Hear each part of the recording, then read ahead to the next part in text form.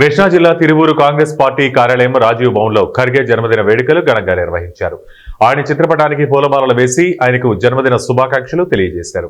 Party నాయకులు, కార్యకర్తలు కేక్ను cut చేసి పార్టీ శ్రేణులకు స్వీట్స్ పంపిణీ చేశారు. కాంగ్రెస్ పార్టీ మండల అధ్యక్షులు పల్లెపాటి శ్రీనివాసరావు మాట్లాడుతూ పవన్ కళ్యాణ్, జగన్మోహన్ రెడ్డి దళితులను అధ్యక్షులను చేసింది లేదు, వారి పదవులు కాపాడుకోవడం తప్ప దళితులకు న్యాయం చేసింది లేదన్నారు.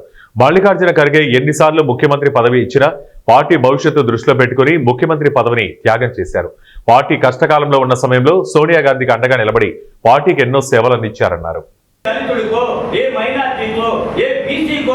ఇవ్వగలిగినటువంటి శక్తి కానీ, ధైర్యం కానీ, ఆ తెగింపు కానీ ఆ పార్టీలకు ఉన్నాయని చెప్తారు. ఒక కాంగ్రెస్ పార్టీ మాత్రమే సాధ్యమని చెప్తుంది.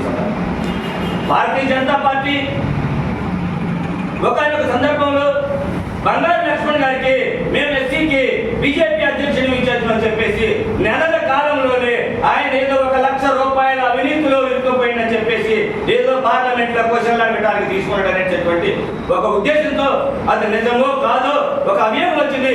ఆ అభియోగంలో నిగ్గు తేల్చిందా కానీ ఆ విచారణలో అతను నిర్దోష అని చెప్పేసి ఆ తీర్పు వచ్చేదా కూడా ఆకుండా మా లక్ష్మణ్ గారిని బీజేపీ అధ్యక్ష